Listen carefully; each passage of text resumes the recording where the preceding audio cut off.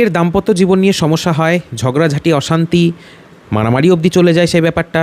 অল্প কথা থেকেই বারবার ঝামেলার সৃষ্টি হয়, তর্কাতর্কি শুরু হয়ে যায়, মতের অমিল থাকে।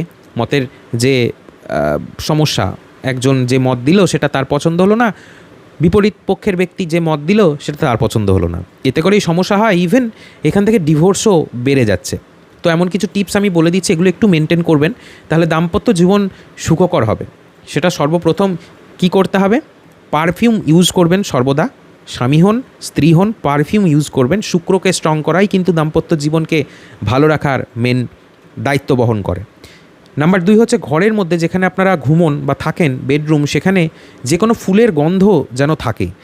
রজনীগন্ধা খুব ভালো কাজ করে, গোলাপের সেন্ট খুব ভালো কাজ করে। দরকার হলে দুটো ফুল রাখা পাত্র ঘরের মধ্যে রেখে দেবেন, যেখানে অরিজিনাল ফুল থাকবে, যে স্টিকগুলো হয় গোলাপের স্টিক, বা সেখানে আপনার রজনীগন্ধা স্টিক, এগুলো যেন থাকে, এটাও খুব ভালো কাজ করে। খাটের নিচে যে বেডে আপনারা ঘুমান সেখানে অযথা কোনো রকম অপ্রয়োজনীয় জিনিস রাখবেন না।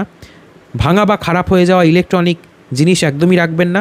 ইনভার্টার নষ্ট হয়ে যাওয়া বা পুড়ে যাওয়া টিভি, এগুলো রাখবেন না। রাহুর প্রভাব আপনাদের দাম্পত্য জীবনকে শেষ করে দেবে, এছাড়াও হেলথ ইস্যু তৈরি হবে।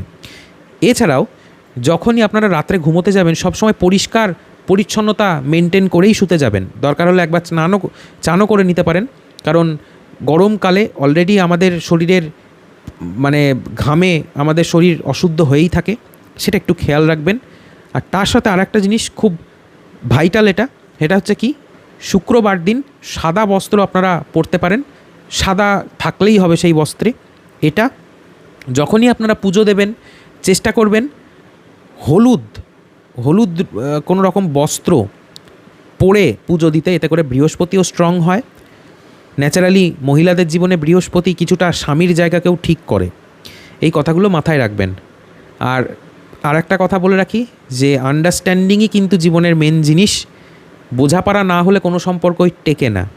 ভিডিওটাকে শেয়ার করে দেবেন। এই নিয়ে আমি আরও অন্য রকম ভিডিও দেবো, অনেক রকম টিপস দেবো, সেগুলোকে দেখতে থাকবেন। রাধে রাধে।